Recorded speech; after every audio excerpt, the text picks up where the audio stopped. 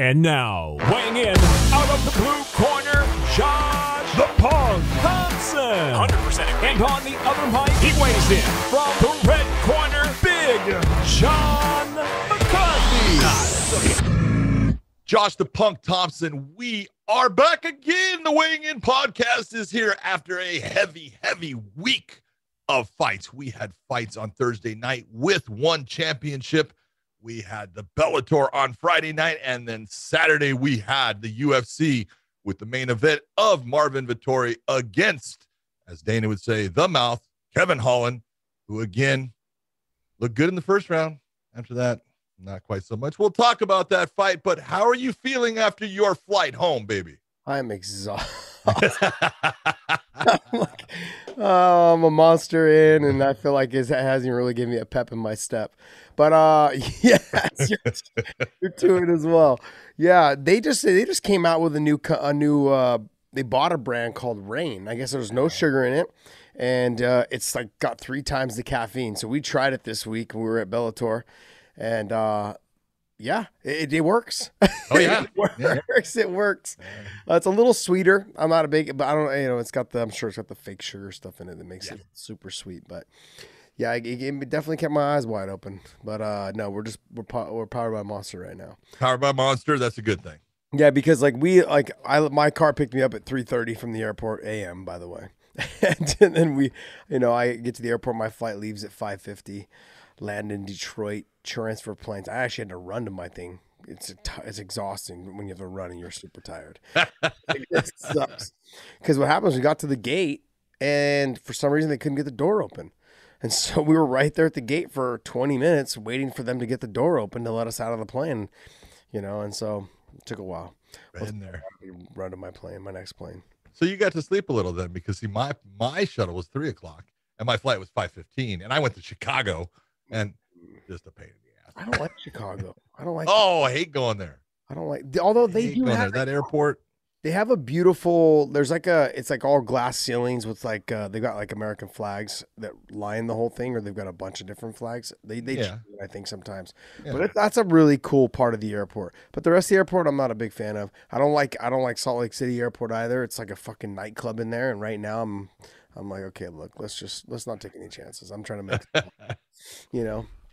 I need to go to work. The one place I will never, unless I really have to, just never, LAX. It's disgusting. They've got like carpet that has like tons of food spots, dog pee everywhere. Like you see people walking with their dogs in there. They're sleeping on the floor. Their dog's sleeping next to them. It's disgusting. I'm like, I see I see parents with their kids in there, and like their kids are like crawling on the ground. They're crawling on it. Yeah, that's the worst part. So gross, man. It's just disgusting. You would think for LAX, you would think it'd be more well kept. I'm sure that airport makes a lot more money than most airports, given it's so busy. But it's a fucking disaster. But I am glad the one thing they did fix though was their rideshare pickup. They finally got it fixed, so it's like right down the way. You can walk to it, or you can take the shuttle all the way around to it, whatever. But you can finally, before they took you off to this far off parking lot, and then your phone service didn't work.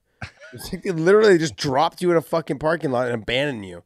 And it's like, okay, so you were forced to take a taxi. You were forced to because the taxis knew that there was no cell service there, so you couldn't order a car. I was like, this is the dumbest fucking thing. So no, it's not. It's brilliant. Brilliant if you're the taxi people. Yeah, it was horrible. All right, well, hey, let's try. I think one was on Wednesday. It was on Wednesday. One was on Wednesday, so we should talk about one first. Let's go in order. Let's get into it. Let's go. Yeah, we'll go in order. Let's get into Eddie Alvarez. This is obviously your department. This is what a lot not my department. You need to talk about that because I'm not going to. Tell me, John. Tell me about your frustration. No. Oh, Jesus.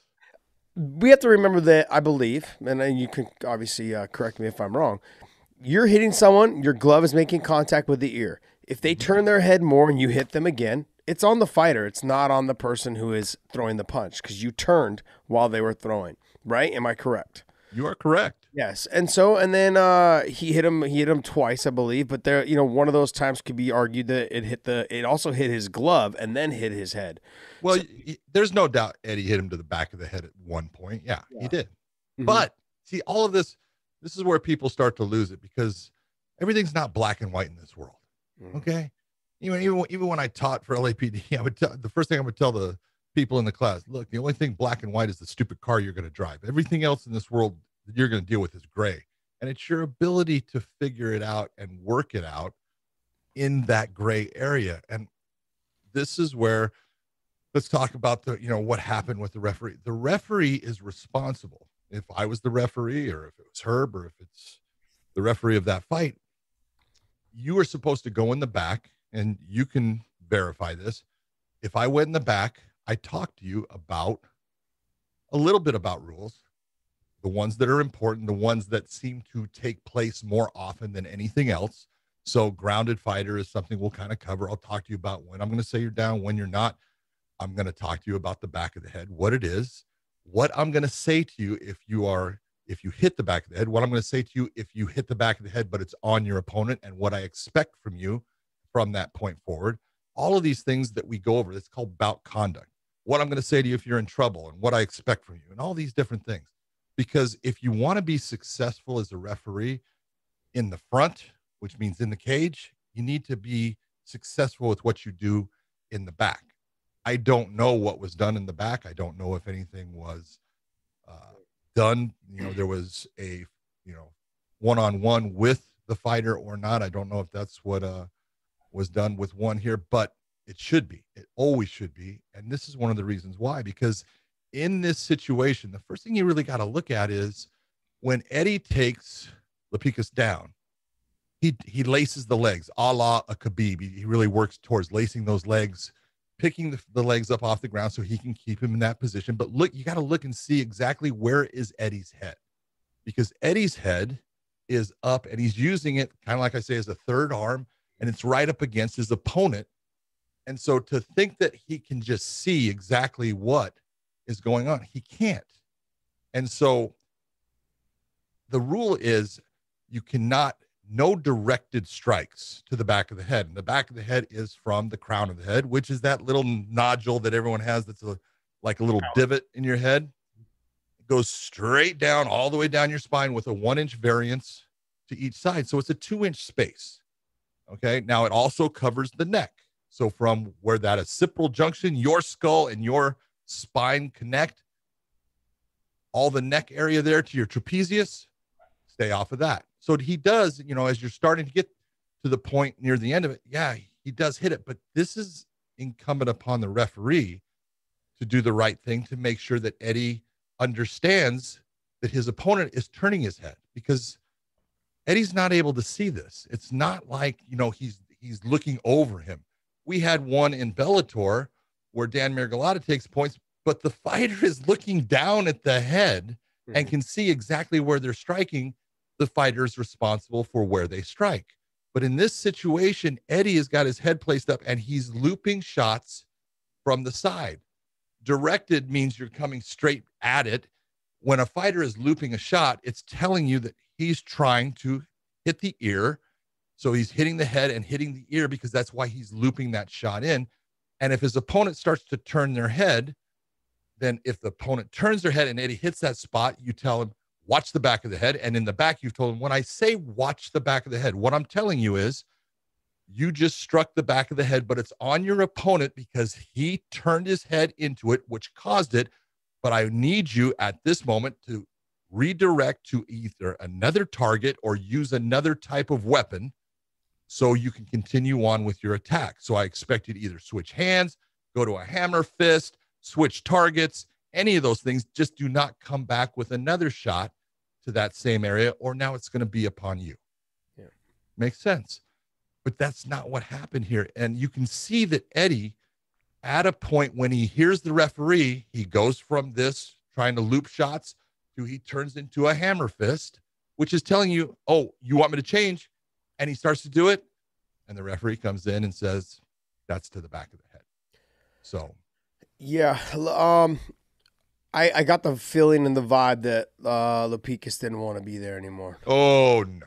That's the vibe and the feeling I got. The other thing as well is the ref didn't have to DQ him. He could he did not. Stopped it, stood them back up, taken a point or given him a stern warning, whatever it was, and made him start from a standing position again.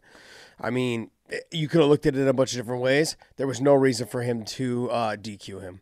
And this, one of the things that needs to be understood by all officials, and the top guys, they get this, for the guys that want to get into that position and want to be the guy. Okay, you guys need to understand you have a responsibility to a lot more than your understanding. You have a responsibility to those fighters. You have a responsibility to your commission if you have one. You have a responsibility to the promotion, and you have a responsibility to the fans of MMA and the sport of MMA, that you're going to do something that's reasonable within what you can do. Just to take a championship fight and throw up a red card or to disqualify somebody, you're not using your brain. Yeah. You're not being reasonable, and you're not thinking about the full context of what you have. You have limited power in certain areas to do things, and you try to just lend that out in a judicious fashion. You don't become the judge, jury, and executioner unless you have to, and you need to figure out, was Eddie Alvarez attempting to foul Lapicus? No, he was not attempting to foul. Yeah. And so there's no intent there. If Eddie Alvarez has Lapicus in this and has his face against it, and then turns over and bites his nose, then Eddie Alvarez needs to be disqualified, because that is something that is just way outside of the sport, way outside of the rules. But to think that a fighter knows exactly where everything is landing, or where they're at, or where their opponent's at, man, you're asking too much of fighters. You know exactly what I'm talking about. Do you always know exactly where your shot's landing or exactly where your opponent is? No, you don't. You don't know do I know if he's up or down? I don't, so I'm not going to do something a lot of times. But you don't know exactly that position, and you can't expect that upon people in all these situations. Well, there's a couple of things. Fighting is an instinct thing. Like, after you've done it for 20 years, like Eddie Alvarez has, he's like one of the pioneers of this sport. He's really he's going based off of instinct. He knows how to control the head position, like he was doing, pushing his opponent's head to one side, so he knew where to strike, where he thought he could strike. But when your opponent turns their head more, you're not. That's something he can't see. He can't control. Yeah, he can feel it a little bit, but he doesn't know if it's landing clean or not. You are responsible for your strikes, though, and where they do land. You should be responsible for them, but not all of them. You won't be able to see all of them, like you were saying. But the adjustment need to be made. I don't think in that type of magnitude of a fight, you as a ref, you can't make it about you. Nope. And then you hear this all the time in the NFL and the NBA, in the finals of whatever championship it is. The refs need to just let them play. And that's really what it comes down to. Like, a lot of these refs that are now getting into the bigger platforms, being able to do main events, are starting to it seems like they're trying to make it about them. They want to have a little bit more control. They want to, make it. They want to show that they're in charge. Yes, and then that's going to start taking away from the fighters, and that potentially can start ruining fighters' careers. I mean, you get one loss, now your mindset is not the same as it was when you were coming in riding high, off wins. Now you have a loss. Now there's a threat of like, hey, gosh, if I get 2 losses in a row, it's going to set me back another 2 years before I get a title shot. That's what goes through for these fighters' minds. Sure. When I think of, okay, I've lost one, okay, shit. I've got to win the next one. And when you win the next one, okay, I'm back on track, but I got to get better. I got to keep winning because I got to get back to where I was. I've got a loss recently. But if you lose 2 in a row, you're thinking to yourself, I've got at least another, you're looking at a year and a half, 2 years, unless something scary. But every time you fight, there's a chance of losing again. So you got to remember that. It's not like, okay, all I got to do is rack off 2. It's not that easy when you get to Eddie's level to rack off 2 or 3 solid wins. It's not. So when you get a setback like this, basically controlled by a ref, yep, you're playing with people's emotions and their livelihoods. You've got to just stay out of it, do the best you can to stay out of making, like you said, being the executioner in this situation. And I feel like the ref, he inserted himself in a position he didn't need to insert himself in. There should have been, he should have inserted himself in a different fashion. Yes. That allowed Eddie to know, oh, I need to change this. Yep. When the referee thought, okay, now you've got to change it, we'll give him that information. Yep. And now if he doesn't change it, now it's on him. But you got to give him that. Well, and he did it because you can see when the referee talked to him, Eddie changed but the referee comes in and stops it and takes the fight from him. But see, and that's where you're going a little far. Even if he did change and he still hit an illegal strike, say foul, stop. Give the other guy time to recover. Stand Eddie up, okay, and then take a point or just stand him up and start position and say, hey, you've got a very stern warning. This is it. I mean, I don't know how many times I've been hit in the back of the head, okay, and illegally flout, and then the guy's gotten like 6 or 7 warnings. You know, that's Mr. Herb Dean himself. He loves to do that shit to me. You know what I mean? Like, I've seen refs give several warnings. He gave him the one warning, and then the action happened. Kind of gave him a second warning, like as he was hammer fisting him. It's too late. The hammer fists were all good. We're all legal. You've got to break in there and say, okay, look, separate, stand them up, give them a stern warning, or take the point, and then let them continue fighting. That's what he should have done. Shitty situation for Eddie Alvarez. What it is a really shitty situation for one. Oh yeah. Your first big time, on TNT, and then you have a ref that really didn't know how to control the situation in which he was handled, in which he was given, and he stole the spotlight. Let's just be honest. Let's put the responsibility where it belongs. Then it belongs on one. They're the ones that hired him. They don't have a commission. They chose him. They're chosen. They're ones choosing those people, so I'm trying to be responsible for them. Let's try to be positive today. Okay? I know we're both tired, but let's not bring the negative. I am being positive. I understand. I'm so positive. Outside of that, I was really looking forward to that fight. And the shitty thing was, you and I walked into the hotel room, and I was like getting ready to watch it. It was over. It was over. I'm like, what the fuck happened? No. And then I get the notice on my phone, basically saying that, Eddie was DQ'd. I'm like, son of a bitch. So, as far as the Adriano Moraes fight against Demetrius Johnson, it's just you spent, DJ, I'm sure has spent, or I know he spent most of his career in the sport that doesn't allow this. And I've always been, I'm in favor of the knees on the ground. Mm-hmm. Big John, maybe not so much. I didn't say I'm not. I just know it's never going to happen. You just know it's never going to happen, so you've learned just to kind of like just say, you know what, I'm not in favor of it then. I know it's not going to happen. I never say I'm in favor of it or I'm not. I just say, well, it ain't going to happen. It ain't going to happen. Gotcha. But I thought, honestly, I was like, it was shaping up to be a really good fight. Yeah, it was. The one thing that I really looked at when I'm, and one has their weight, hydration tests and stuff. There was a huge difference in size between Demetrius and Moraes. I'm just like, damn, because, not only was Moraes taller, that's okay, but he was still bigger. Look at his chest. Look at his back. He's bigger, and so that's as big a flyweight as you'll ever find.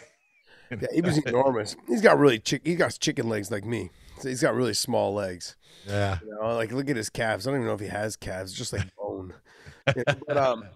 But I mean, he's ripped. He's shredded. He is. He's got a lot of movement. That's probably why he's got chicken legs. Yeah. But he's got good footwork, good movement, changing the position every time. I thought he fought a really good fight. Very smart fight. He knew. I think these fighters, they know if you get like an Eddie or you get like a DJ or anybody else that comes over from another promotion that is not used to these rules, you better learn to train these rules. Though you have to get used to that. You can't stick your head in the same spot. You can't do the same things. You can't get yourself up the same way. You have to protect yourself. Sitting up in that half guard position like DJ was trying to do, and then Moraes being able to frame him away and hit the knee. Those are not things that we normally think about because we're like, oh, we're good or we're on the ground, and so we're not thinking we're going to get knee in the face. I've always been in favor of these rules. I think it definitely makes for a lot more of an exciting fight. I'm a big fan of one. I like Chaudhry and, and Victor Q and all the guys that are there, Rich Franklin and them, Matt Hume. They're a good group of people that run that promotion. But I do know there was some comments about the production side of it all. I didn't think it was very good. I just want to make sure we're clear on this. The production itself wasn't good. I'm sorry, guys, but Rich Franklin is probably about 230 pounds. maybe 220. He's probably about 220, 230. Give that man a bigger desk to stand at, okay, if he's there. Okay, you've got the Chavallo guy, and you've got their other commentator. The Dragon. The two of them are sitting like in front of a fucking bar stool, basically is what it looks like. You can't even it's so I'm like thinking to myself, gosh, you got three very you got two at least, Chavallo and two pretty good sized guys. two pretty big size. You got two heavyweights and one guy. He's a welterweight. Yeah, I'm just like thinking to myself, come on, man. And so when we're watching it, I'm like, that was one thing, and like they're crammed in behind this little thing, and then on top of it, I mean, the Demetrius fight was good. The other two fights, the Muay Thai guy, damn, he was good. I can't remember his name. What was I couldn't say his name if I was in Rotong, I want to say. Yeah. What was it called? What was his? Wasn't it Rotong? Yeah, he's not on. He's not on the list. On this list here. But yeah, he fought. He is a savage. He's a savage, and you could tell his first round he was still getting warmed up. But what was your overall takeaway from the DJ fight? The overall takeaway that as simple as it gets. This is what we have been telling people all along, and I'm going to say, look, DJ is one of the best MMA fighters I've ever seen. Mm-hmm. He's fantastic, and people want to put him in the place of he's the greatest of all time. Well, he's the greatest of all time of flyweights. Yeah. And so at least that, and what happened? He got beat. Now he got beat under a different rule set. Yes. But that's the rule set he's been fighting under for a little while now. So I can't put it on the rule set. He got caught by someone who utilized a tool at the right time, the right way, and made him pay for it. But this just goes to show, look, there's a lot of people out there that the fans that are, just into watching basically the UFC. There's a lot of fighters out there that are really good, and they are, capable of fighting with anyone. And that just it proves it to you. Yeah. Because I would definitely put DJ as being the top guy at 125 across our sport. Oh yeah, across since the life of the sport. Yes. No so doubt. Hands down, and it could be anybody, and that's the great thing about our sport, though. It could be anyone's night at any time, Yep. And that night it was Mariah's night, but DJ will, I'm sure they could fight again, and DJ could win. Yeah, exactly. But it really does come down to, they're everywhere. There's tons of other fighters everywhere around the world that are not even in any of the three top promotions. You could say one, Bellator, even PFL, and UFC.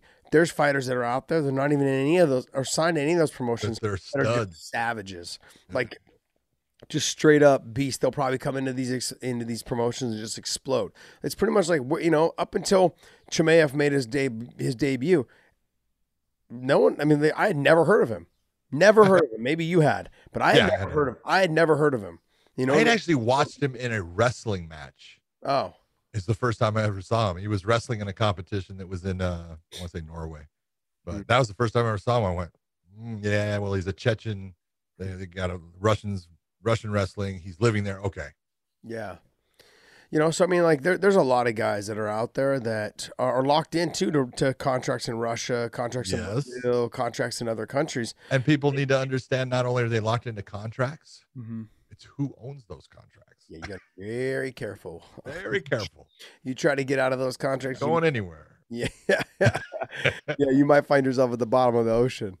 You've got to be, and that's the other thing is they know where their bread is buttered, whatever those outside promotions are, whether it's in other countries, and who owns that promotion and who owns that contract. Let's not forget, Pride for the longest time was basically run by the mafia. People talked about it. They knew it, and Dream, I think, was pretty much kind of around the same thing. There's other promotions that had started as well.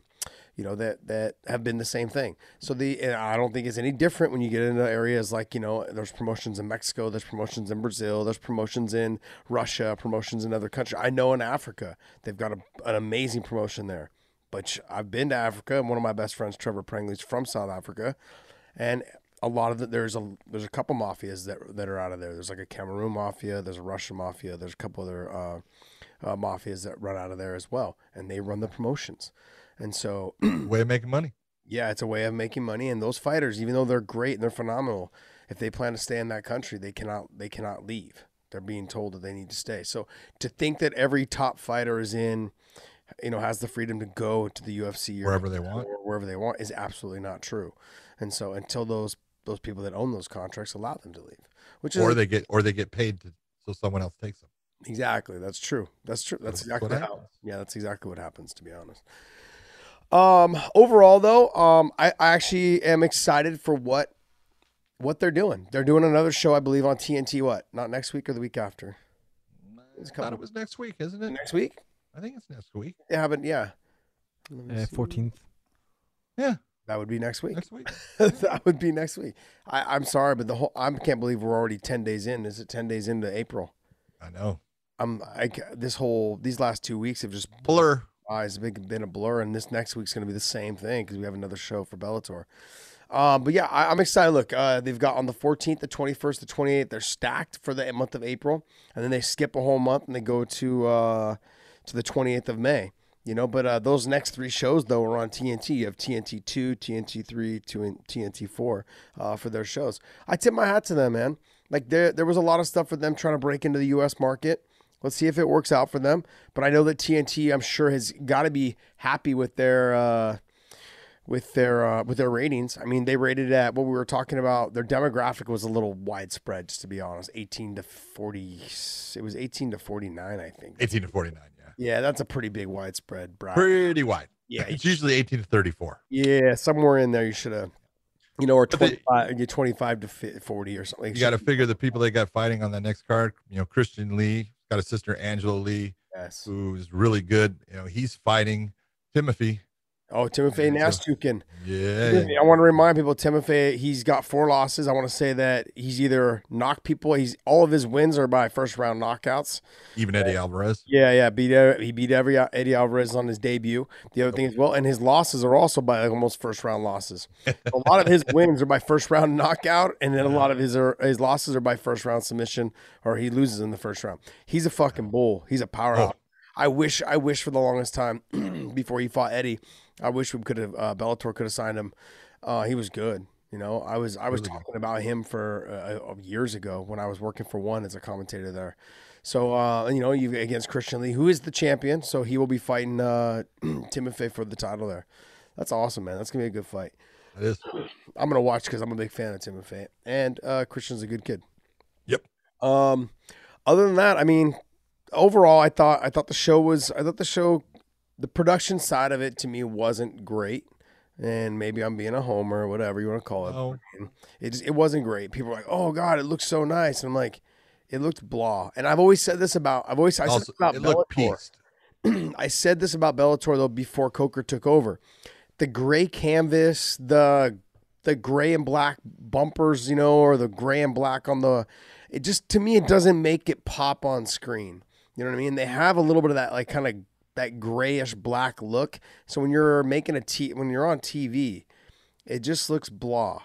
I think the UFC and then even Bellator, but Strikeforce was the same way. They kind of have that like light blue, so it pops a lot more. I've always liked the white canvas. I've always liked that white canvas, white white ropes or white bumpers, the old Pride stuff. Yep, I like that. I like that look. But this kind of has like a blah look on TV. But I get it. It just looks like a cage to me. Looks like all of them. Yeah. If it's Bellator's, the UFC's, PFL's. I'm thinking in terms of like something that catches my eye. If I'm a fan, if I'm a casual at home, okay? If I'm a casual at home, like Podcast Dave, okay? If I'm a casual at home and I'm watching this, I'm thinking to myself, it's not really catching my eye. When I'm flipping the channels, I'm like, oh, okay, cool. Let's watch these guys fight. You're very artsy fartsy, man. I am. I'm one of those. Serious. Like I loved when I tuned in. I couldn't scroll past Glory Kickboxing because every time I would hit it, I was like, oh wow, white gloves, white and black gloves, white and black, great, white and black, gray corners. Yes, this is great, man. This is awesome. And so I would just get addicted to watching it because it just popped off the screen at me. That One doesn't have that. I think they got to make that adjustment. They've always had that kind of grayish canvas with black writing, and it just doesn't give it to me. But their fights are fucking insane. I mean, I remember calling some of their fights and their talent that they have, especially on the feet. Oh, it's just nasty good. But yeah, they fight again next week. So if you guys can, tune into them. They're on TNT for TNT 2. Watch them. Yeah, watch them. Give them a holler. Yeah. Look, you guys, we talked about this. Fighters.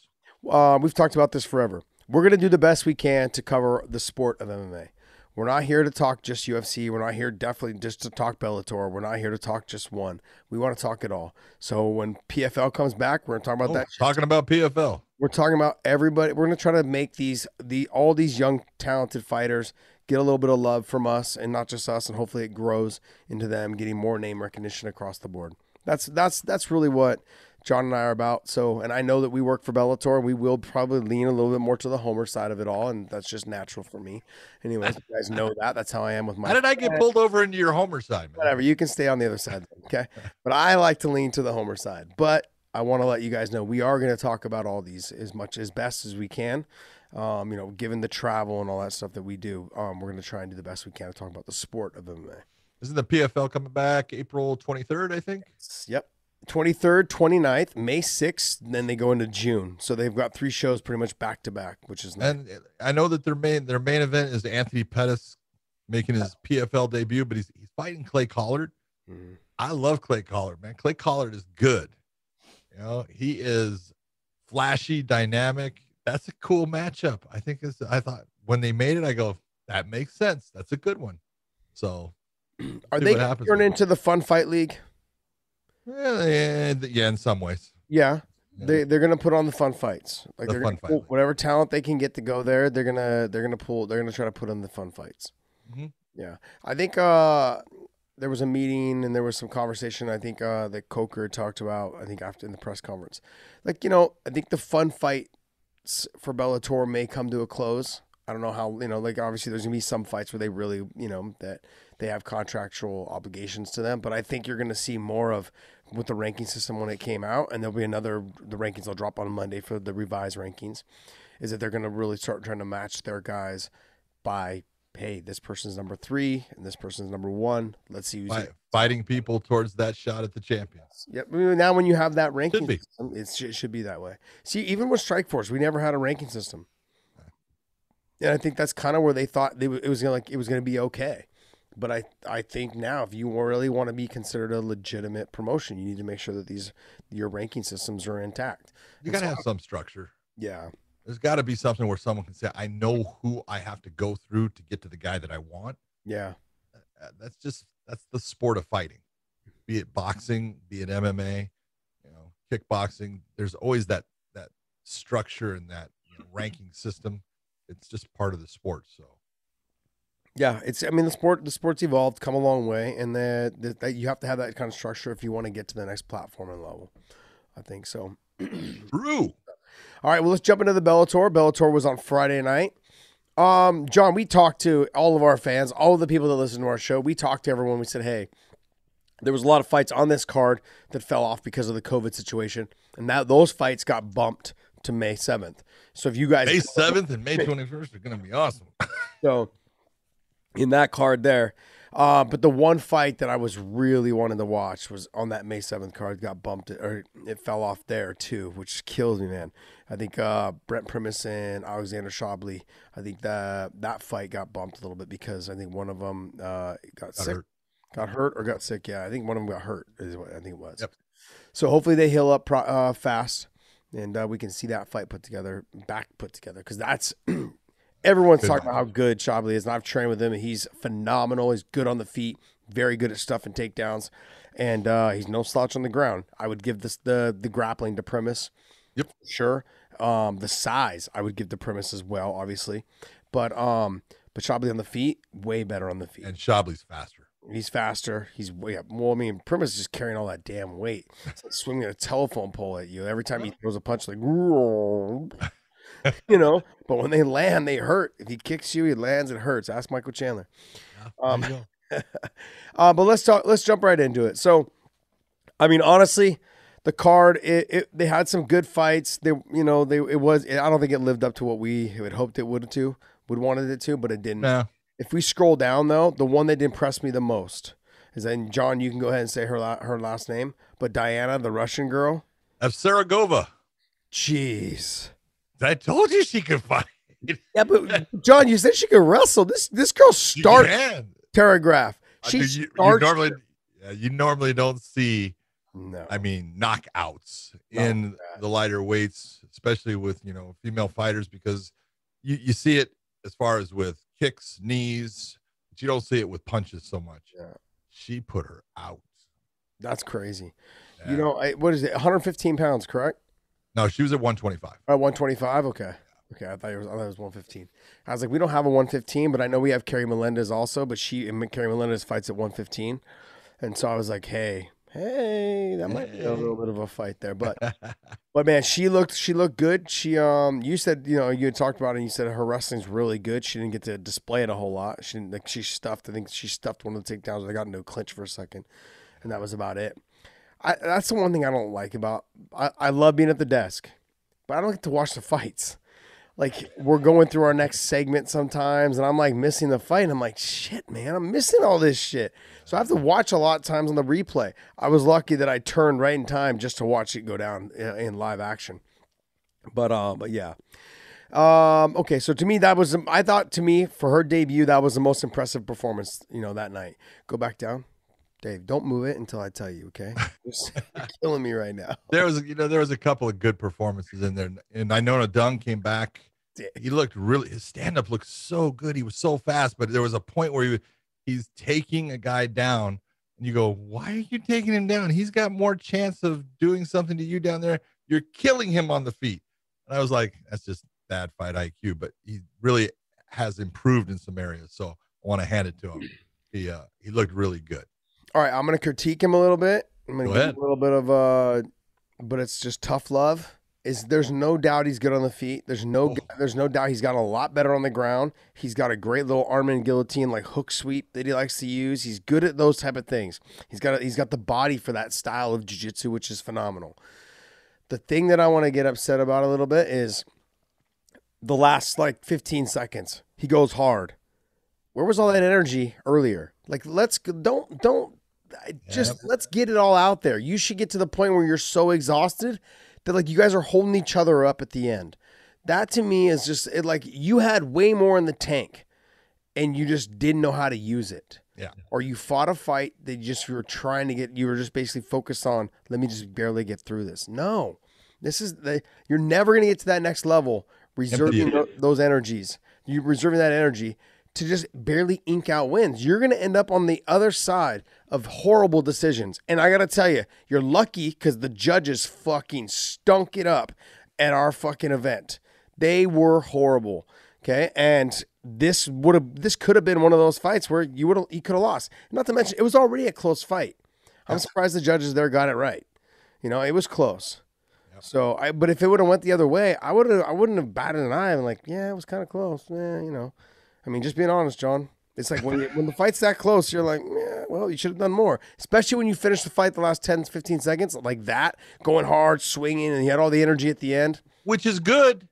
It is good. But if you had that much energy, you should have used it, sooner in there and blow it out, man, all the way to the end, because that could be the difference in you coming away with a win, which you did, which was awesome, or you don't do it, it might be that you don't do enough in those judges' eyes and they don't give it to you. Yeah. So don't be in that position where you see people, they're doing push-ups afterwards. It's like, what are you doing? If you could do push-ups, why did you not go harder there? Yeah. In a close fight. Yeah, I agree. No, I agree. Yeah, like when AJ McKee has the energy to do a backflip off the fence. I'm like, that's different. It's 8 seconds to fight. Yeah, his fights only last about 8 to 11 seconds. But Nainoa Dung, that's the only criticism. I mean, honestly, he's so young. What is he? 20? Exactly. 22. 22. Jeez, so young. Yes. Very talented. Has a lot ahead of him. He's got to develop the fight IQ. He's got to start thinking in terms of fighting smart. And that's the biggest thing. At all times. What did you think? What other fight to you stood out? I want to say Jalen Bates. God dang, he looks good. Yeah. That kid 2-0 now, and I know everyone's like 2-0. Yeah. He's good. That kid, as long as he doesn't start reading his headlines and he just keeps his attitude where it's at. He's cocky. That's okay. You can be cocky. Yeah. You just, as long as you're putting in the work so you can remain cocky. Don't sit there and think that, I don't have to work as hard because now look how good I am. And he hasn't done that. His wrestling is good. His submissions are good. His stand-up is good. he is gonna be something. That is the 135-pound category in a lot of places. In the UFC, it's fantastic. In Bellator, it's fantastic. In one, it's fantastic. Yes. I mean, man, there's some 135-pound fighters out there. You're looking, you're going, damn, it is a stacked weight class. Well, they can't play any other sports, John. They're too small. Well, they could be. Let's be real. Be a tennis player. Not really. A jockey. Yeah, I'm afraid of horses. They could be a jockey. They still have to lose 15 pounds though from there. Yeah.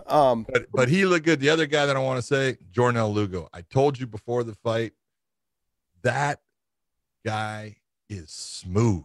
Mm-hmm. He definitely has, for a young guy, fight IQ. He's smart. He makes the other guy. Caspell is a good fighter, and he just took him apart, and made him fight his fight, ate him up with just beautiful footwork, brought him in, set a trap. Cass would try to get close to do something. Lugo would light him up with it, man. He looked so good. Yeah. And he just needs to keep on the same path because he's going to go places. And again, 135 pounds. Yeah. For me, a little bit of it was Dalton Rossa. He fought